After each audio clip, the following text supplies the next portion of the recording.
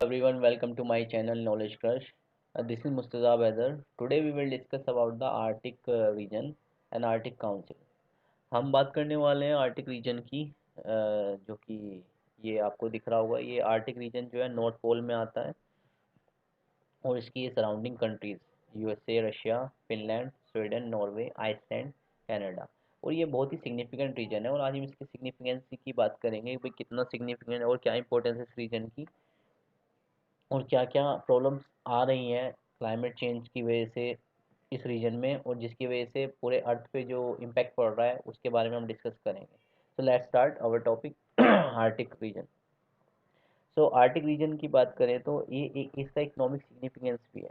Economic significance में जैसे कि मिनरल रिसोर्सेज और हाइड्रोकार्बन यहाँ पे पाए जाते हैं, जैसे कि रिच डिपॉजिट है किस चीज़ का, कोल, जिप्सम, डायमंड, और कुछ सब्सटेंशियल रिजर्व जैसे zinc, lead, pleasure, gold and quartz.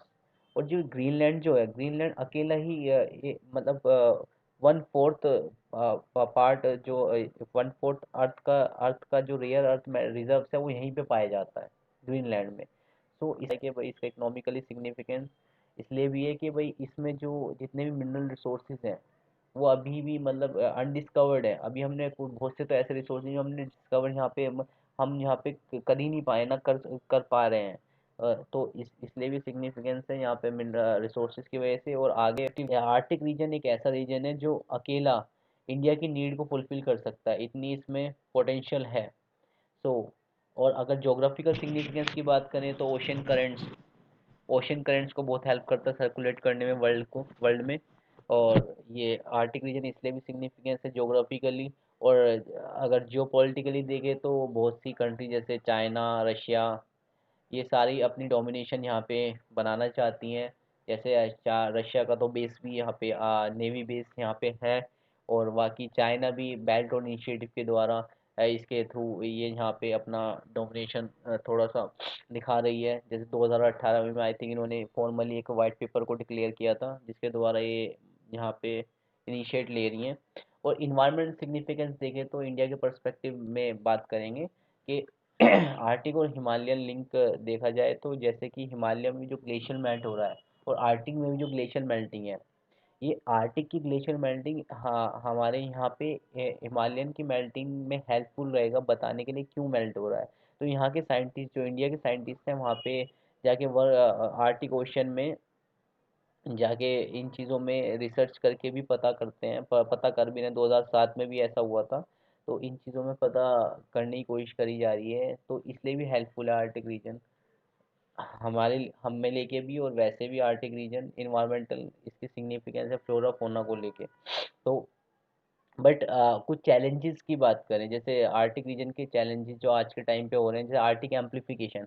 एक आर्टिक एम्प्लीफिकेशन उसे कहा जाता है जैसे कि जो वार्मिंग वार्मिंग हो रही है टेम्परेचर की, उसकी वजह से ये सब फास्टर जो ये रीजन है वो मेल्ट हो रहा है as compare to earth, rest of the world. As compare to rest of the world ये जो आर्टिक रीजन है इसका जो ग्लेशियर है वो सबसे फास्टर मेल्ट हो रहा है। तो इसकी वजह से जो प्रॉब्लम क्रिएट हुई, जो सी लेवल राइज की एक कंसर्न बन जाती है, क्योंकि सी लेवल राइज हो रहा है इसके मेल्ट होने की वजह से। तो ये भी बहुत इंपॉर्टेंट इशू है। इस पे इस पे बहुत सी काउंसिल और बहुत से जैसे यूनाइटेड नेशन में भी इस चीज़ को डिस्कस करा जाता है। तो और इसके इसके इस क्लाइमेट चेंज की वजह से जो फ्लोरा फोना पे जो इम्पैक्ट पड़ रहा है वहाँ के उसके उसमें बहुत ज़्यादा इम्पैक्ट हो रहा है। जैसे कि बात करें उस वहाँ के एनिमल्स है, पोलर बियर, उनकी जो पॉपुलेशन है उसमें भी डिक्रीज डिक्रीज देखा जा रहा है कि कमी होती जा रही है। वो वहाँ के उस क्लाइमेट चेंज की वजह से उन्हें वो टेम्परेचर सूट नहीं हो रहा है। तो ये प्रॉब्लम्स आ रही हैं डे टू डे। तो इसको लेके ही एक वो 1996 में एक काउंसिल आती है, आर्टिक काउंसिल, जिसकी हम बात करने वाले हैं।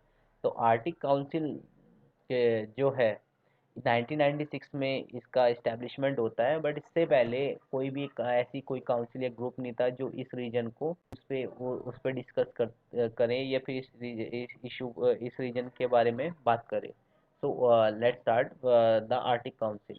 और आर्टिक काउंसिल 1996 में इस्टेब्लिश होती है। एक ये इंटर गवर्नमेंटल बॉडी है, प्रमोट करती है कोऑपरेशन, जो कंट्रीज़ यहाँ की जो रीजनल कंट्रीज़ हैं, इन्हें इनमें कोऑपरेशन प्रमोट करती है और सस्टेनेबल डेवलपमेंट और इन्वायरमेंटल प्रोटेक्शन की बात करती है। और ये एक कंसेंसस बॉडी है, ठीक है। और ये आर्टिक काउंसिल का सबसे पहले गवर्नमेंट ऑफ फिनलैंड ने 1989 में इनिशिएट लिया था, ठीक है। इन्होंने इसके इसके इनिशिएट लेने की वजह से आर्टिक काउंसिल का एस्टेब्लिशमेंट 1996 में होता है। और इसमें एट आर्टिक कंट्रीज होती है। रोमन नेवी फिनलैंड में इस कोऑपरेटिव मेजर्स को लेती हैं आर्टिक इन्वायरमेंट को प्रोटेक्ट करने के लिए। और इसमें जो इनिशिएट रिजल्ट में इनका क्या होता है कि आर्टिक इन्वायरमेंट प्रोटेक्शन स्ट्रेटेजी का एस्टेब्लिशमेंट होता है यहाँ पे। इस चीज़ को लेके आते हैं और डिक्लेयर करते हैं protection of the Arctic environment, ठीक है। तो इस कोऑपरेशन के द्वारा फिर आर्टिक काउंसिल काउंसिल फॉर्म होती है और सिग्निफिकेंट आर्टिक काउंसिल फॉर्म होती है और साइन करती है ओटावा डिक्लेरेशन। ओटावा कनाडा में 19 सितंबर 1996 में, ठीक है। एक ओटावा डिक्लेरेशन के नाम से आर्टिक काउंसिल का फॉर्मेशन होता है। तो ऐसे आर्टिक काउंसिल बनती है और इसमें 8 मेंबर्स है, जैसे मैंने पहले ही बताया, जैसे Canada, Denmark, Finland, Iceland, Norway, Russia, USA. तो ये 8 कंट्रीज हैं, Russia, Finland, Sweden, Norway, Iceland, Canada. ये 8 कंट्रीज हैं। और डेनमार्क, ये 8 कंट्रीज हैं। तो ये 8 कंट्रीज के अलावा भी ये कुछ जो बॉडीज हैं जो इसमें काम करती है आर्टिक रीजन में, वो कौन कौन सी है, जैसे गवर्नमेंट ऑफ 8 मेंबर कंट्रीज, तो यही वाली है। और परमानेंट पार्टिसिपेंट्स भी हैं, कुछ वर्किंग ग्रुप्स हैं, कुछ ऑब्जर्वर्स हैं। तो ये सारे इस आर्टिक काउंसिल में काम करते हैं, इसके अलावा बात करी जाए तो एक एक क्वेश्चन आया था 2000 काउंसिल को लेकर। जैसे कंसीडर फॉलोइंग कंट्रीज, 2014 का एक क्वेश्चन है यूपीएससी का। और इसमें ये क्वेश्चन पूछा गया था कि which of the above are the member of the Arctic council. कौन कौन सी कंट्रीज हैं जो आर्टिक काउंसिल की मेंबर है? Denmark, Japan, Russian federation, United Kingdom, United States of America. So take your time to give this answer. और अभी हमने पीछे पढ़ा भी है, तो इसका आंसर आपके इसका आंसर डी है। जैसे कि 135, Denmark, Russian federation, United States of America. Japan और यूनाइटेड किंगडम यहाँ पे आर्टिक रीजन में है ही नहीं। जैसे आप देख सकते हैं USA, Russia, Finland, Sweden, Norway, Denmark, Iceland, Canada. इसके अलावा ना तो जापान, ना ना यूके, ये दोनों इस रीजन में नहीं है। तो इसलिए ये जो इसका आंसर डी है, हमने देख लिया। सो परमानेंट पार्टिसिपेंट्स हैं कुछ इसके अलावा आर्टिक आर्टिक काउंसिल में। तो वो कौन कौन से हैं जो ये किस रिप्रेजेंट करते हैं? आर्टिक इंडिजीनियस पीपल्स को करते हैं as a status, as a permanent participant.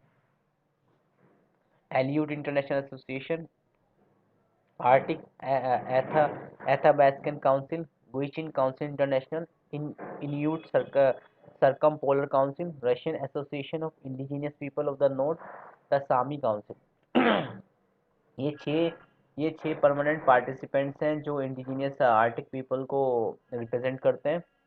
इसके अलावा इनकी वर्किंग ग्रुप्स जो हैं, 6 वर्किंग ग्रुप जो हैं, और कौन कौन से? Arctic containment action programme, Arctic monitoring assessment programme, conservation of Arctic flora and fauna working group. और इसके अलावा ये 3 ये हैं। और 3 the emergency prevention preparedness and response working group, the protection of the Arctic marine environment sustainable development working group. ये 6 working groups हैं जो इसमें आर्टिक की प्रोटेक्शन और कंजर्वेशन में हेल्प हेल्प करते हैं। और at the end of the class we will discuss a question. So Arctic Council was formally established by the Ottawa Declaration in the year 1996. Second क्या है? Arctic Environmental Protection Strategy was adopted by the Arctic Council as part of the Ottawa Declaration. Poland and the UK are the part of the Arctic Council, which comprises a total of 8 member countries. ठीक है। तो इसमें बताना how many of the statements given above is are correct. Only one, only two, all three, or none. देखो Arctic council formally establish कब हुआ था? Ottawa declaration in the year 1996। तो स्टेटमेंट सही है क्योंकि आर्टिक काउंसिल 1996 में आया था। ओटावा डिक्लेरेशन उसका नाम दिया था, साइन जो किया था ओटावा डिक्लेरेशन के नाम से साइन किया 1996 में। और the second Arctic environmental protection strategy was adopted by the Arctic Council as a part of Ottawa Declaration। Arctic environmental protection strategy तो शायद आर्टिक काउंसिल से पहले अडॉप्ट हुआ था ये और आर्टिक काउंसिल जो था वो ओटावा डिक्लेरेशन में अडॉप्ट हुआ था, ये तो पता है। But Arctic environmental protection strategy हमने जैसे पीछे देखा ही है, देखा भी है, ये देखो, ये हमने Arctic environment protection strategy 1991 as a declaration on the protection of Arctic environment, उसके बाद आता है ओटावा डिक्लेरेशन। तो इससे पहले जो था वो ये आर्टिक इन्वायरमेंट प्रोटेक्शन स्ट्रेटेजी आता है एंड में 1996 में आर्टिक काउंसिल इस्टेब्लिशमेंट होता है। तो ये स्टेटमेंट गलत हो गई है और सेकंड स्टेटमेंट गलत है। और थर्ड स्टेटमेंट की बात करें तो Poland and the United Kingdom are part of Arctic council. United Kingdom Poland दोनों ही पार्ट नहीं है आर्टिक काउंसिल का। इसमें जो आपके मेंबर्स हैं वो कौन कौन से हैं? USA, Russia, Finland, Sweden, Norway, Iceland, Canada, ये 8 मेंबर्स हैं। इसके अलावा ना तो ना तो इसमें यूनाइटेड किंगडम है ना पोलैंड है। तो इसका ध्यान रखना अगर क्वेश्चन इन फ्यूचर आता भी है यूपीएससी या अदर पीसीएस में, ये तो इसमें आपका यूके नहीं है। बहुत से लोग सोचेंगे कि ये भी आर्टिक रीजन में आता है नॉर्थ में है तो, बट ये यूके यूके इसका पार्ट नहीं है। तो इसका आंसर ए है, only one. Arctic council was formally established by the Ottawa declaration in the year 1990। तो यहाँ पे हमारी क्लास खत्म होती है। अगली बार डिस्कस करते हैं फिर नए टॉपिक के साथ। तो thank you so much, thank you.